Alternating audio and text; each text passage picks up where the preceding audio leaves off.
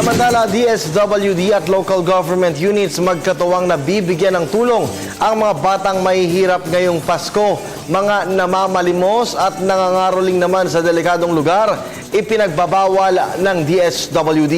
Ang ulat mula kay Julius Disamboro. Babantayan ng Department of Social Welfare and Development ang mga estratehitikong lugar sa bansa, lalo dito sa Metro Manila, kung saan madalas tumambay ang mga kabataang nanlilimos at nangangaroling sa mga daanan ngayong panahon ng Kapaskuhan. Ayon kay Social Welfare and Development Secretary Dinky Soliman, delikado para sa mga kabataang ito ang ganitong klase ng hanap buhay dahil lapitin sila ng disgrasya, lalo na mga nakikipagpatintero sa mga sasakyan. Medyo bawas at ang ating naging hakbang doon, alam namin kung saan sila nanggagaling eh. So, yung mga pinanggagalingan nila, doon na kinakausap ang lokal na pamahalaan at sinasabi na baka doon na lang tayo magpa-party sa lugar nila. Base sa datos, ani ng kalihim, bumaba na ang bilang ng mga nanlilimos sa daan. Halimbawa, ang mga katutupong galing sa mga lalawigan. Meron din tayong Pasko ng Batang Pinoy. At yung Pasko ng Batang Pinoy, 17 local government units ang aming kapartner dyan, kung saan yung activity centers nila ay nagkakaroon ng 9 days activity.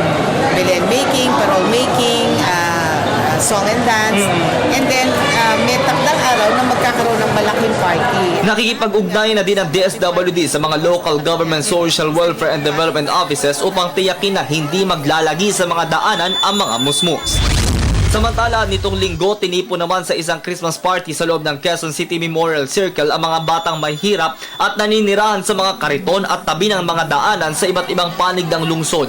Sa temang Mula Sa'yo ang Pasko Ko, kanilang pinasaya at binigyan ng pagkain at regalo ang mga paslit.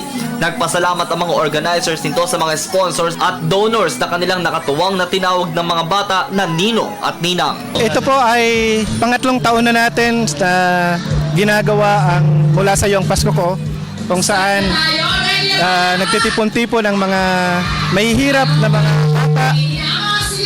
At ngayon po ang pagkakaiba nito ay tatlong rehiyon na po ito. May Region 3 Bulacan, Region 4 mga Montalban area at saka NCR. So ito po ay nagsimula ng 2002 kung saan nagbibigay tayo ng entertainment, pagkain at regalo sa mga bata. Para sa Telebisyon ng Bayan, ako si Julius Disamboro.